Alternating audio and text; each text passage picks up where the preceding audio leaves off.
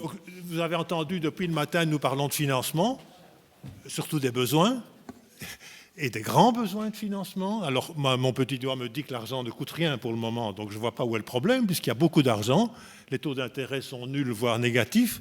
Donc, je suis un peu brutal pour commencer, mais dites-moi donc où est le problème, puisqu'il y a beaucoup d'argent et qu'il ne coûte rien. Alors, est-ce que les projets sont tellement risqués que personne n'ose les investir? Voilà, je fais ça sur le ton un peu sarcastique, mais c'est une manière de lancer la discussion. Donc, nous avons d'abord, mais je vais commencer par vous, puisque vous êtes le premier sur ma liste, Benoît Calatayud, c'est comme ça qu'on dit? Oui, voilà, vous avez représenté BPI France. Donc, nous voilà de nouveau dans le cas français, mais j'espère que vous pourrez nous donner un point de vue un peu plus global. Dites-nous donc... comment est-ce qu'on réconcilie les marchés financiers avec les besoins d'investissement gigantesques dont nous venons de parler? Où est le problème, au-delà des risques techniques? Donc, je vais faire un petit message. Considérons que les industriels font leur boulot, qu'ils construisent des centrales dans les budgets et dans les temps requis, ce qui est un understatement, mais imaginons ça. Donc, ne prenons pas prétexte des éventuelles difficultés des industriels. Prenons l'hypothèse, ou faisons l'hypothèse qu'ils sont capables de construire des réacteurs nucléaires dans de bonnes conditions et dans les budgets proposés, ou alors se trouve le problème du financement. Donc nous sommes très intéressés d'entendre, pardon de la brutalité du propos, mais c'est une manière de lancer la discussion. Oui, merci beaucoup et bonjour à toutes et à tous. Donc c'est la première fois pour moi et je suis ravi de l'invitation et de la teneur des débats, parce que j'ai malheureusement pas pu être présent hier. Mais j'étais présent dès le début de la matinée et je vois que les débats sont très nourris sur le sujet du développement du nucléaire en Europe et en particulier en ce moment au regard de l'urgence et du débat sur la taxonomie. Donc merci pour l'invitation, c'est vraiment très intéressant. Donc je me présente peut-être rapidement puisqu'on ne se connaît pas, effectivement, et c'est donc la première fois. Donc moi je m'appelle Benoît Calatayud. Et je m'occupe des sujets de transition énergétique à la BPI France, donc, qui est la banque publique d'investissement. Je vais dire ce que c'est après. Et ça existe d'ailleurs dans d'autres structures. Et je me suis notamment occupé du plan de relance, le volet nucléaire, au cours de la dernière année. Et je vais notamment présenter ce qu'on a fait très succinctement, puisqu'on a quand même mis beaucoup d'argent sur la table, et en particulier beaucoup d'argent public. Alors, BPI France, qu'est-ce que c'est? Donc c'est la banque publique d'investissement, comme je l'ai dit, qui a été créée à la fin de l'année 2012, qui était un des engagements de notre ancien président de la République, François Hollande, pour créer en fait une structure qui vise à accompagner l'émergence d'activités de toutes sortes dans le domaine économique, mais en particulier d'activités d'innovation, qui seraient jugées plus risquées, ou en tout cas trop risquées, par les banques commerciales privées, qui auraient du mal à les financer. Donc cette logique-là s'applique à plein régime en ce moment avec le plan de relance, comme vous le savez. Et on a un bilan assez positif depuis 2012, puisqu'on accompagne avec notre structure toutes les entreprises françaises, toutes leurs tailles, des grandes, moyennes, petites entreprises, à tous leurs stades de maturité, de l'innovation, de la rupture fondamentale jusqu'à l'industrialisation. La force, je dirais, d'une banque publique, c'est de rassembler tous les métiers de la banque traditionnelle, d'une banque commerciale traditionnelle, c'est-à-dire l'investissement en fonds propres, le financement, la garantie, mais aussi, et c'est notre spécificité, une direction qui est consacrée à l'accompagnement des entreprises en tant que telles, un accompagnement financier, mais aussi un accompagnement au sens large, sous forme, par exemple, de prestations de conseil ou encore de prestations techniques liées à la décarbonation pour les entreprises. Donc on a tous les métiers de la banque, mais d'un point de vue public, donc on prend part à l'économie avec un prisme, disons, d'intérêt général, et je rejoins ce qui a été mentionné sur les sujets du siècle tout à l'heure. Donc s'agissant du nucléaire, puisque c'est ce qui nous intéresse aujourd'hui, le plan de relance français est un plan de relance ambitieux, puisque environ 400 millions d'euros, je le dis clairement puisque c'est quand même un gros chiffre, ont été apportés à la filière en France. Donc, deux éléments importants que je souhaiterais citer sur ces 400 millions. 200 millions d'euros qui concernent la création d'un fonds d'investissement dans le domaine du nucléaire, donc opéré par EDF et l'État, qui vise à accompagner l'émergence d'innovations de rupture donc dans le nucléaire et aussi des activités de modernisation d'usines du futur, j'y reviendrai. Et puis le deuxième axe, c'est le plan de relance proprement dit, qui s'articulait autour de 3 volets. Un volet consacré à la modernisation des installations, en particulier s'agissant par exemple de la numérisation de la filière, on en a besoin. Deuxième volet, l'usine du futur, qui vise à préparer la construction ou le développement de nouvelles installations à travers par exemple le financement de l'innovation pour des nouveaux bétons. Et puis un volet dont on n'a pas parlé ce matin mais qui me semble essentiel, c'est celui des compétences, qui est crucial dans le domaine du nucléaire, crucial en France, mais je veux dire en Europe de manière générale, puisque pour à la fois maintenir le niveau d'excellence de la filière et préparer l'avenir, comme on l'a évoqué aujourd'hui, le développement des compétences est essentiel. Donc un volet du plan de relance important y est consacré. Alors, toutes ces activités de financement, en fait, elles s'inscrivent évidemment dans le cadre du droit européen, et notamment dans les lignes directrices liées aux aides d'État dont on a pu discuter ce matin. Elles sont possibles, ces interventions publiques, c'est ce que je veux dire aujourd'hui, enfin ce matin, et peut-être dans une dimension un peu plus positive que ce qui a été évoqué précédemment, c'est qu'il est possible de financer l'innovation de rupture et l'innovation tout court dans le domaine du nucléaire en respect des directives ou des lignes directrices liées aux aides d'État. Ça, c'est le premier point. Donc, c'est ce qu'on fait en France et je pense que c'est ce qui peut être répliqué notamment dans les autres États membres. Toujours dans le respect des aides d'État, on peut financer des investissements, puisque ce que je mentionnais précédemment sur l'innovation, c'est vraiment des activités de R&D, donc tout ce qui ne concerne pas finalement les investissements en tant que tels. Mais on peut aussi financer des investissements, là aussi pour tout type d'entreprise, je ne l'ai pas dit, mais c'est important de le dire, à la fois pour des grands donneurs d'ordre. Donc en France, c'est ce qu'on a fait pour l'ensemble, mais aussi pour des PME et des ETI.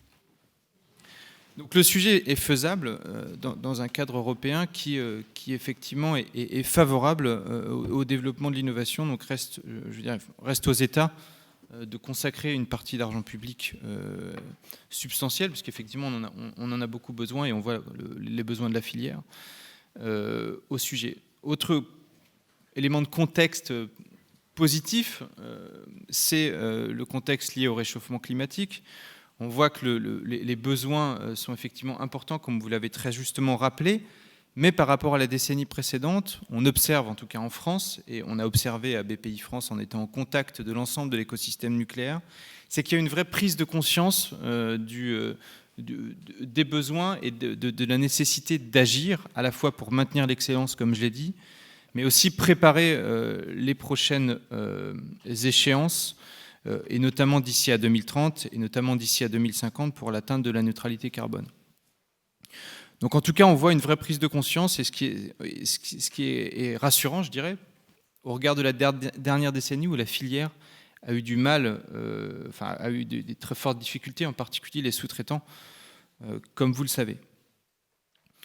Autre élément que je souhaiterais citer, c'est le lien qui peut être fait avec l'hydrogène, puisque je m'occupe aussi des activités hydrogène à BPI France. Et pour développer l'hydrogène décarboné, on a besoin d'électricité décarbonée, on le sait. En France, on a la chance d'avoir un mix décarboné à 93%, ce qui est particulièrement intéressant. Et je pense que le sujet du nucléaire et de l'hydrogène est clairement un sujet disons, prospectif intéressant pour ces deux industries. Une industrie nucléaire qui est, je dirais, établie et une industrie hydrogène qui est naissante, notamment dans un cadre européen avec les IPCEI qui sont actuellement mis en place.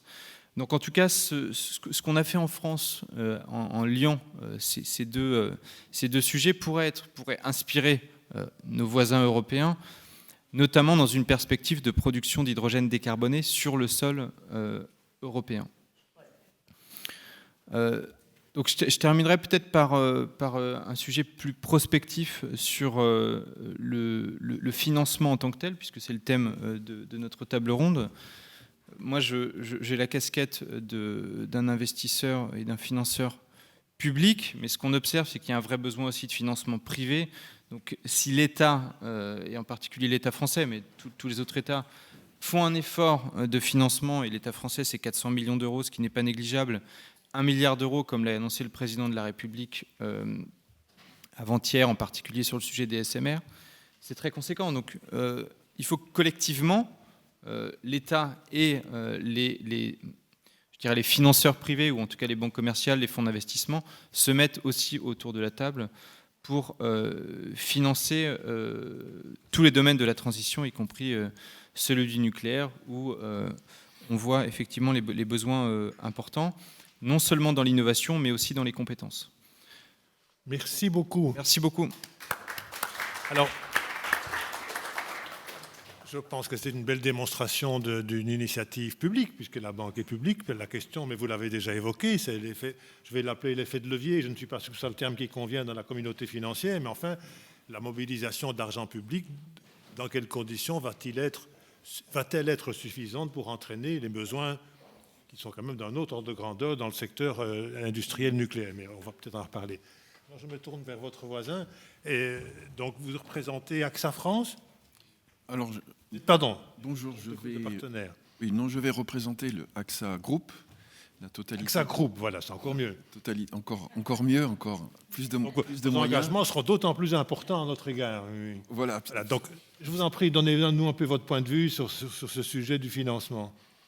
Absolument. Donc, je vais d'abord vous expliquer le contexte, puisque toutes les discussions que l'on a eues hier et aujourd'hui, c'est très tourné autour du nucléaire. Et si on demande aux institutionnels de participer au financement, aux efforts de financement en collaboration avec les banques plus publiques, à ce moment-là, c'est important de bien comprendre le rôle et le positionnement des investisseurs institutionnels, comme AXA. Donc, on a des tailles de bilan qui sont très importantes. AXA, c'est 600 milliards d'actifs au total. Et c'est que AXA. Allianz, c'est un petit peu plus gros, Generali, la moitié. Donc, vous voyez très vite qu'on parle effectivement de sommes très importantes au bilan, et d'ailleurs, à peu près un pourcentage très important de ce volume est réinvesti chaque année, puisque vous avez des investissements qui arrivent à maturité et qui ont besoin d'être replacés. Nous, investisseurs institutionnels, nous sommes principalement des investisseurs en dette. À 85%, c'est de la dette. Pourquoi ? Eh bien parce que la plupart des produits que vendent les assureurs sont des produits d'épargne que vous nous confiez. Donc à un moment donné, il faut bien vous restituer votre épargne. Et donc ces investissements sont liés au type de produit que l'on vend. Donc soit restitution d'épargne dans le cas de produits d'épargne, ou de règlement de sinistres lorsqu'il y a malheureusement des sinistres. Et oui, les assureurs payent bien leurs sinistres et ne font pas que collecter des primes. Je tenais à le souligner. Donc, ce que l'on voit, c'est que les capitaux disponibles à investir, en fin de compte, on ne peut pas prendre énormément de risques, comme dans des fonds de private equity, par exemple. Il faut faire très attention. Donc, et on reviendra à cette collaboration avec des banques publiques et le rôle de l'État pour s'assurer qu'on dérisque suffisamment les projets, numéro 1, et que 2, on ne peut pas non plus investir sur des maturités trop longues. Puisqu'à un moment donné, il faut quand même faire tourner le portefeuille et s'assurer qu'on réinvestit bien, et bien sur des qualités de crédit, parce que là aussi, c'est un enjeu important. Et je vais toucher un mot là-dessus, puisqu'on parle de financement. Aujourd'hui, par exemple, la qualité du portefeuille de crédit que nous avons, c'est de l'investment grade. Donc, c'est-à-dire que des contreparties d'une qualité très importante au niveau international raté par les agences de rating. Donc, et ça, on va continuer à le faire. Donc, soit on finance, ça veut dire qu'on achète des obligations émises par ces émetteurs type EDF, et ce sont des projets conduits au sein d'EDF. Donc, dès que EDF continue à être de la qualité qu'ils ont aujourd'hui, c'est très bien. Par contre, et c'était un point qui avait été fait sur le panel précédent, il faut faire très attention que EDF n'est pas l'État. Et donc, EDF, comme les petits EDF en Europe, sont des acteurs privés Et que donc nous avons une direction de contrôle des risques qui nous limite sur le montant que l'on peut prêter ou investir chez EDF. Et donc, il faudra faire très attention à la manière dont sont présentés les projets pour que nous, on puisse éventuellement investir plus qu'un certain niveau, un certain seuil de risque que l'on peut faire en interne, puisque aussi ça, au-delà du risque, pardon, ça peut aussi avoir un impact sur les ratios de solvabilité que l'on doit avoir en face de ces types de risques.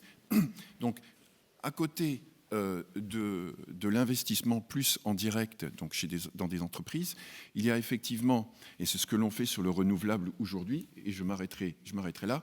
Alors sur le renouvelable, je voulais terminer là-dessus, mais alors je suis désolé que ça amène une certaine volatilité dans le mix énergétique et la volatilité des prix, mais j'ai la mauvaise nouvelle à vous donner que cela va juste s'amplifier, puisque nous, investisseurs institutionnels, nous continuons à investir des sommes très importantes dans le renouvelable, principalement solaire, onshore, et on essaye de trouver des projets offshore, en Europe plutôt, mais on commence à le faire aux États-Unis, nous, AXA.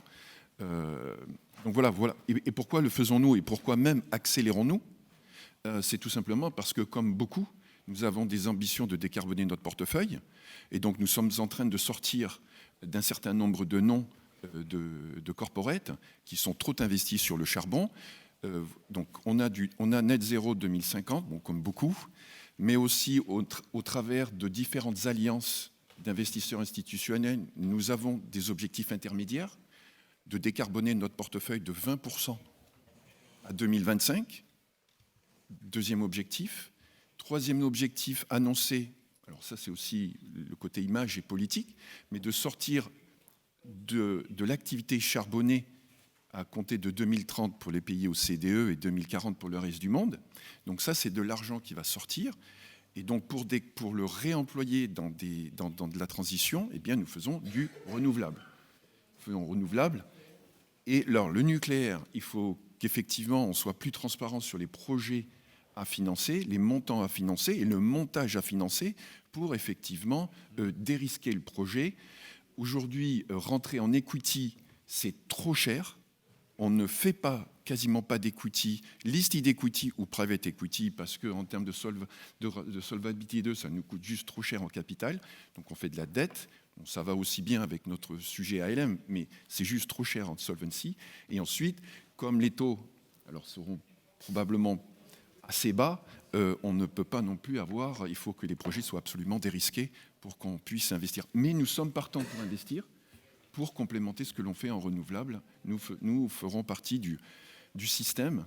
Et voilà, j'espère que c'était clair. Merci beaucoup, c'était extrêmement intéressant et à mon avis opportun d'avoir le point de vue. C'est vrai que quand on entend le montant de vos actifs, il y a de quoi en être impressionné. J'ai noté, mais on va y revenir si on a un peu de temps, cette question de la dette et de la maturité de la dette. C'est vrai que nous sommes, comme je l'ai dit d'emblée, dans le temps long. Donc j'imagine que dans notre temps à nous pourrions refinancer 3-4 fois les périodes de maturité auxquelles vous faites référence. J'ai noté aussi la question de la garantie, et on retombe de nouveau sur l'État. Est-ce que les États peuvent apporter des garanties au-delà de leurs opérateurs? Tout à l'heure, notre collègue de la Commission n'a pas du tout exclu les aides d'État, et même les garanties dans certaines conditions. Et enfin, quand vous dites que vous souhaitez décarboner votre portefeuille, ça tombe bien, l'énergie nucléaire est décarbonée. Mais faudra-t-il trouver les bons moments? J'ai une toute petite question avant de vous passer la parole. Est-ce que vous connaissez ces assemblées générales d'actionnaires où des militants interviennent pour vous empêcher de faire certaines choses ou vous encourager à en faire d'autres? Est-ce que ça se passe chez AXA également? Oui, absolument. On a le droit, depuis 2 ans, à toute une série de questions, donc à notre CEO et management, sur effectivement nos actions de décarbonation et nos stratégies. Oui, absolument. Bon, message indirect. Avec des acteurs de la société civile, dont les entretiens européens, par exemple, confrontation Europe hier, qui était aussi un lobby. Oui, donc la moralité, que les gens qui aiment bien l'énergie nucléaire achètent des actions d'AXA et aillent assister aux assemblées générales. Il faut utiliser les armes que l'on a. Merci. Sorry, j'étais un peu dilettante, mais je ne voudrais pas vous perturber. Donc notre troisième partenaire ce matin, M. Philippi, dites-nous qu'est-ce que c'est FIDEAS? Alors, FIDEAS, c'est une société Pardon, oui, c'est une société de gestion d'actifs, donc nous ne gérons pas notre propre bilan, mais tentons de gérer celui des assureurs, pourquoi pas d'AXA, en gérant donc pour compte de tiers. Pardon, nous pourrions dire de nous, ne dites pas que nous sommes un gérant bas carbone, on croit que nous sommes un gérant vert. C'est un peu le sens de mon intervention ici, puisque effectivement, le marché de la finance verte est très largement détourné du nucléaire. Je vais tenter d'expliquer un peu pourquoi. La taxonomie va peut-être intégrer le nucléaire. Mais est-ce que l'aventure est terminée? Les portes se sont ouvertes? Pas forcément. Il y a en Europe un certain nombre de labels qui sont les tampons que certains organismes vont mettre sur des produits financiers pour indiquer qu'ils sont durables. Alors, il y en a plusieurs, je vais les citer. Il y en a 2 en France. Le label ISR, Investissement socialement responsable, et le label Greenfin, qui est le label écologique. Il y a en Autriche FNG Siegel, qui est l'écolabel autrichien. Il y a en Belgique Towards Sustainability. Il y a au Luxembourg 3 labels. Un label généraliste, LuxFlag, sur la responsabilité d'investissement, un label environnement, LuxFlag environnement, un label climat, LuxFlag climat. Il y a dans les pays nordiques le label Nordic Swan, et il y a en Allemagne un label dont je ne voudrais pas prononcer le nom parce que j'en suis totalement incapable. Et on a parlé tout à l'heure de l'écolabel de l'Union européenne, dont les règles ont été fixées récemment. Nous avons eu l'honneur et le privilège chez Fidas Capital de participer au groupe de travail qui ont discuté de ces règles, et nous avons essayé qu'elles soient raisonnables. Nous n'avons pas totalement réussi. Donc ces labels tentent de définir le marché de la finance verte. Le marché de la finance verte est en croissance. Il faut savoir que la réglementation européenne obligera bientôt tout conseiller financier, toute entreprise d'investissement d'interroger son client particulier. Alors nous sommes très sensibles aux clients particuliers en France parce que comme vous avez entendu monsieur d'AXA, les assureurs n'investissent quasiment qu'en dette parce que nous avons des produits d'assurance vie qui ne sont pas des produits de retraite mais des produits garantis tous les ans, donc on ne peut pas faire grand-chose d'autre que des obligations. Donc l'argent privé, l'argent qui s'investit en actions en France est un argent largement privé directement depuis la décision personnelle de l'épargnant privé. Donc, on va leur poser la question de leur goût pour la durabilité de leurs investissements et on va constater qu'ils en ont envie de durabilité. J'ai été chercher des enquêtes, non pas des enquêtes investisseurs, des enquêtes financiers, mais des enquêtes consommateurs en général.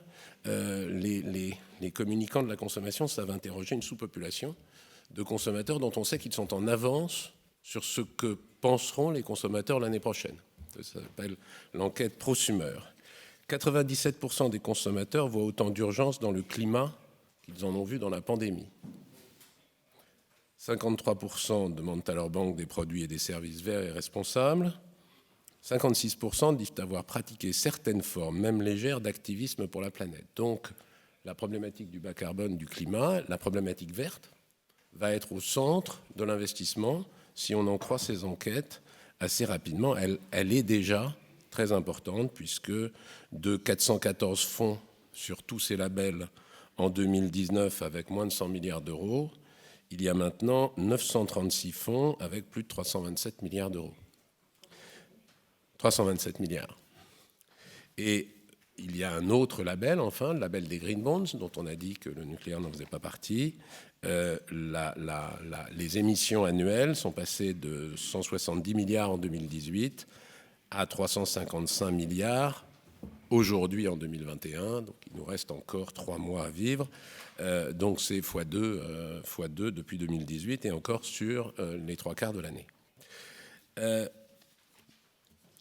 aujourd'hui, être dans le marché du vert, de la finance verte, c'est un événement considérable pour une société. Je parle d'investissement en actions parce qu'en fait, on parlait des taux d'intérêt, mais les taux d'intérêt sont tellement bas que savoir si on a ou on n'a pas la garantie de l'État, de toute façon, on est dans des taux complètement aberrants. Si on n'arrive pas à financer vos projets nucléaires avec les taux d'aujourd'hui, on ne les financera pas l'année prochaine ni l'année suivante. Les taux sont en train de remonter, donc la question n'est pas là. La question, c'est la capacité à prendre du risque, et on prend du risque avec du capital. Alors, je vais donner quand même quelques chiffres qui vont vous intéresser. C'est que entre le producteur énergie du Portugal, EDP, il traite à 20 fois ses résultats en bourse. Sa filiale EDP Renouvelable traite à 40 fois ses résultats. D'ailleurs, en fait, la seule raison pour laquelle EDP traite à 20 fois ses résultats, c'est parce qu'il possède une bonne partie d'EDP Renouvelable qui traite à 40 fois les résultats. Parce que EDF traite à 10 fois les résultats. Alors que Ørsted, le spécialiste des éoliennes, traite à 40 fois les résultats. Donc, grosso modo, on pourrait dire de manière très simpliste, si la taxonomie intègre le nucléaire, le cours d'EDF est multiplié par 4.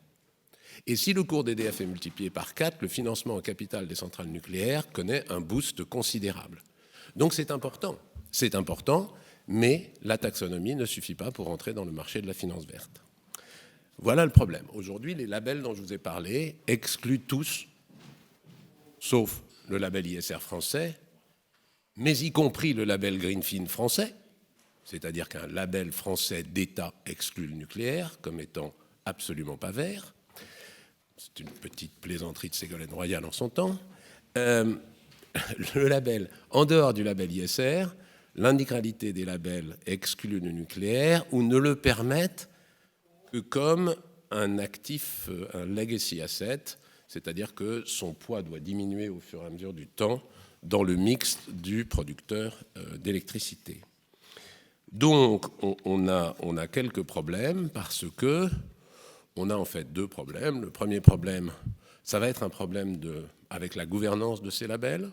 Elle est diverse, il y a un peu de tout, elle est généralement suffisamment, on va dire, business-oriented, professionnelle, pour que ces labels évoluent, mais allez expliquer à des investisseurs concernés qui s'appuient sur ces labels pour investir depuis des années que, excusez-nous, mais on a dit depuis 10 ans que le nucléaire c'était affreux.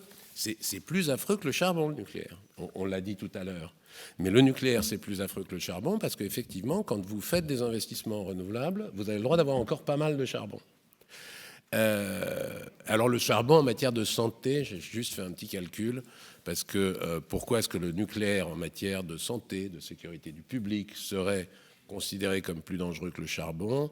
Le charbon a à son actif, sur son accidentologie la plus spécifique, qui est le grisou, le coup de grisou, il a 12 000 morts dans l'histoire de son extraction. C'est pas mal, beaucoup plus que le nucléaire. Donc, il va être difficile d'expliquer aux gens qu'on fait volte-face. Les gens n'aiment pas beaucoup qu'on fasse volte-face, d'autant plus que je vais vous livrer une deuxième enquête. C'est que mettre le nucléaire dans la taxonomie, c'est une décision politique, réglementaire. Alors, à qui fais-je confiance? Même genre de population enquêtée. Eh bien, je fais confiance à 69%. À qui fais-je confiance? Aux gens qui pensent comme moi. C'est beaucoup plus simple. Je fais confiance aux gens qui pensent comme moi. En bas de la liste, je fais confiance au personnel politique. Ce taux de confiance est descendu à 15%. Donc la décision politique de mettre le nucléaire dans la taxonomie, elle va avoir 15% de confiance. Donc il y a un très gros travail, au-delà de la décision réglementaire que vous attendez tous, et que j'attends peut-être de manière plus neutre que vous, c'est une affaire de science. Est-ce qu'il faudra aussi longtemps au nucléaire pour scientifiquement gagner la partie qu'il a fallu au climat pour scientifiquement gagner la partie dans l'opinion? Bon courage. Merci beaucoup.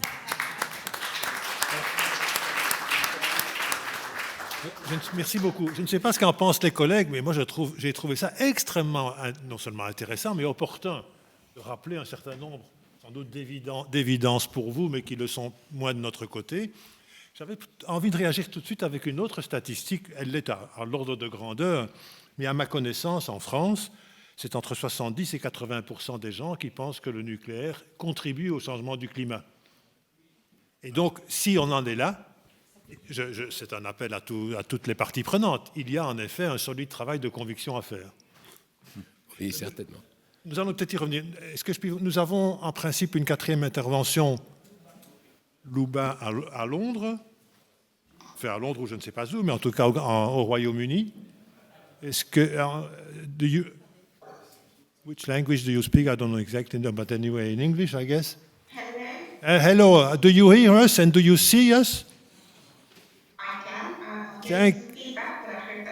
Thank you so much for joining us. So I guess you heard the previous three previous speakers. You are highly welcome. Please give us your point of view on this, and if some time is remaining, I hope maybe we could exchange later on. But you have the floor. Feel welcome. Thank you, and indeed, I completely agree with the conversation so far, and some of the challenges that have been identified. The taxonomy point is clearly very important, but is it the point that the previous speaker made about the mismatch, the risk profile, the availability of potentially capital, but actually the need for nuclear projects for equity risk taking. So those are, I completely agree with two fundamental issues, and maybe I'll step back a little bit to start off with and to introduce myself and some of my experience. So I have been a financial advisor for more than 20 years. I was global head of nuclear advisory at Rothschild. I'm just transferred and starting at Lazard from the start of next month. But in my time and my experience has involved advising on the Hungarian nuclear project at PAX-2, including all the approvals from the European Commission, advising the Czech Republic on the Dukovany project, advising on the Finnish Fenn-Boyne project, advising on the Chinese entry into Hinkley Point C, and of course the latest discussions around Sizewell C. Those are all real projects that are happening, and it's my role has been around finding that that set of criteria in terms of the risk allocation between the host states and the investors to enable the capital to flow. I've also been involved in projects that have been unsuccessful, including the Hitachi project at Wilfa and also in Lithuania and Visaginas, where for different reasons, fundamentally also linked to policy and to the state's position, those projects didn't happen, and the investor in the Wilfa case wrote off more than numbers of billions of some capital. So from that experience, I can definitely make the following observations. Indeed, as we discussed, the capital pool for green investment is very deep. At the moment, it's definitely available. There's also clearly a capital pool for long-term investments. The infrastructure industry, the sort of investments made into transmission and distribution networks are all multi-year, I would say, multi-decade even investments. They're long-term holds in order to match the long-term liability. So how do we manage to get that capital to flow into nuclear? Well, first, there are a number of market failings that exist that have to be addressed. We've talked about the taxonomy.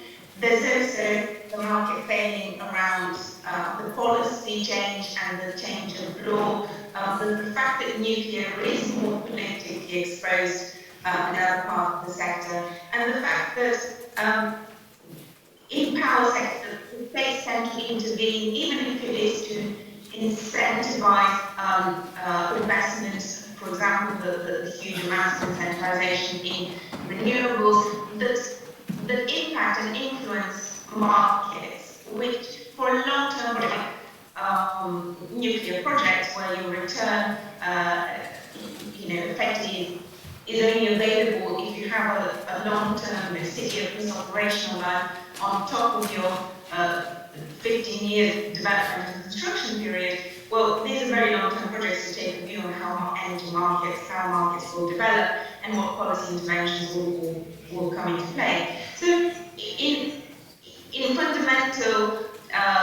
fundamentally, all investors, equity investors, definitely need to have direct contracts with the host state to provide the contractual terms for those change protection. But negotiating that on a project-by-project basis takes time. And in those early development stages, as I mentioned, you still spend hundreds of millions, if not multiple billions, to get those projects to a mature level.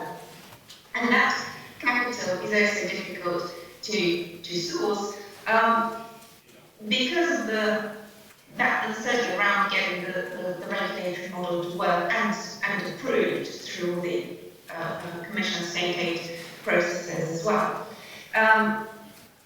The second aspect, of course, is the scale of the capital. So you look at the UK projects at 20 billion plus.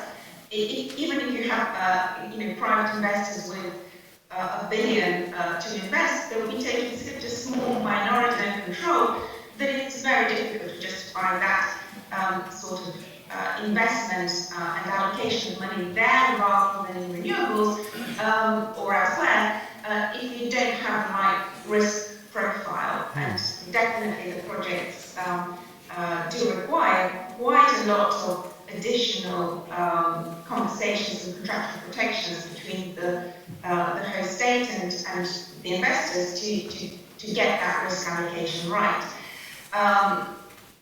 As the presenters have previously said, there's more debt capital available than equity, but the debt needs to be underwritten. Someone needs to say, where the money will come from if the nuclear project is ultimately never commissioned, or if there's a much longer time period for the delivery of the project. And that ultimately means that it's the equity holders that carry the majority of the risk. And they simply, if you look at the size of corporates, even the largest corporates like EDF, the size of the project are simply very big for the balance sheets. So you need to have partnerships, you need to have aggregation of multiple players, or you need to have the state, effectively state-sponsored developers, which is what you have in China and in Russia. So those are the fundamental obstacles that need to be addressed before any equity capital will flow into such projects on a meaningful scale. And the last one, which is an industry issue, is around delivery track record. We know that these projects are difficult with lots of interfaces, with a regulatory interface and a track record of delayed delivery and over budget delivery. And of course, that is an additional aspect that puts investors off and requires, again, careful clarification and allocation of those risks to enable those investors to be willing to take that risk. So there's plenty of difficult issues to address before capital will be willing to take that risk. But on top of that, there are those policy aspects that we've talked about, the taxonomy, the fact that there's so much green bond issuances and capacity for more in the market, but all of that excludes nuclear. The fact that if you look at state aid approval processes, they take a long time.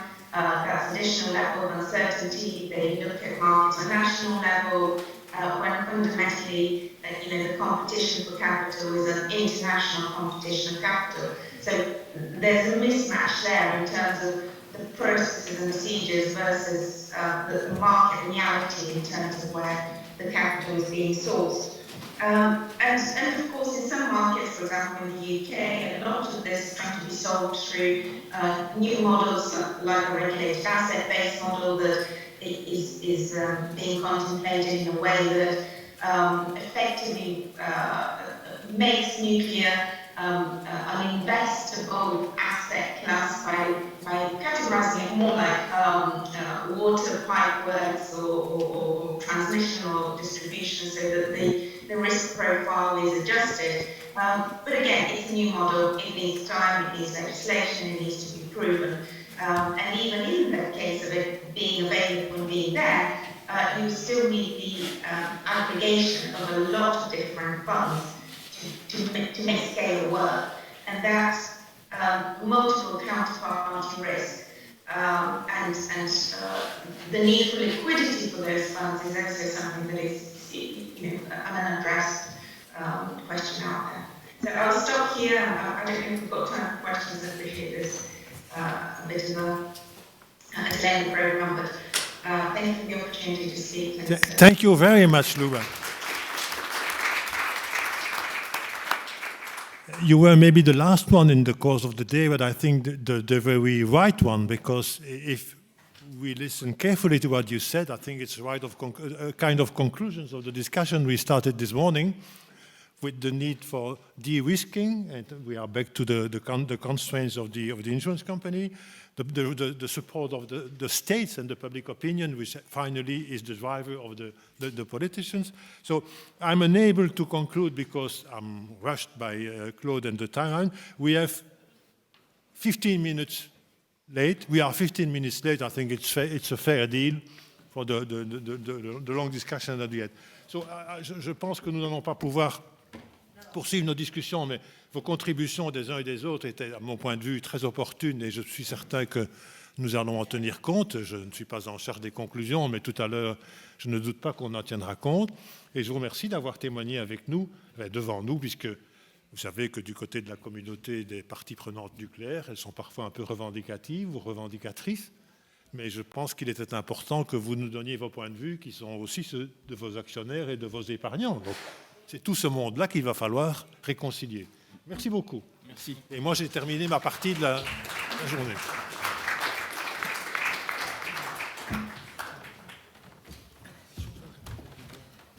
Alors, oui, j'ai fait la pression, mais c'est mon rôle aussi, donc je me fais détester, c'est pas grave, je vais me rattraper plus tard.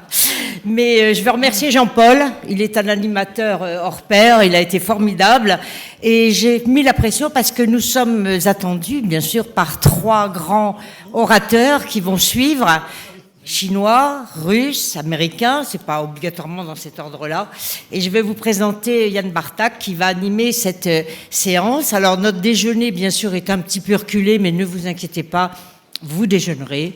Et après le déjeuner, d'ailleurs, comme notre ministre française nous fait faux bon, nous aurons l'intervention de la commission avec Massimo Gariba à 14h30, puisque ce soir, il devait conclure les travaux avec moi. Il est lui aussi happé par son travail de commission devant les parlementaires. Donc, je lui ai proposé d'inverser. Comme ça, je ferai les conclusions toute seule. Comme ça, moi, je ne serai pas contredite. Hein, au moins, ça a l'avantage. Yann, c'est à toi.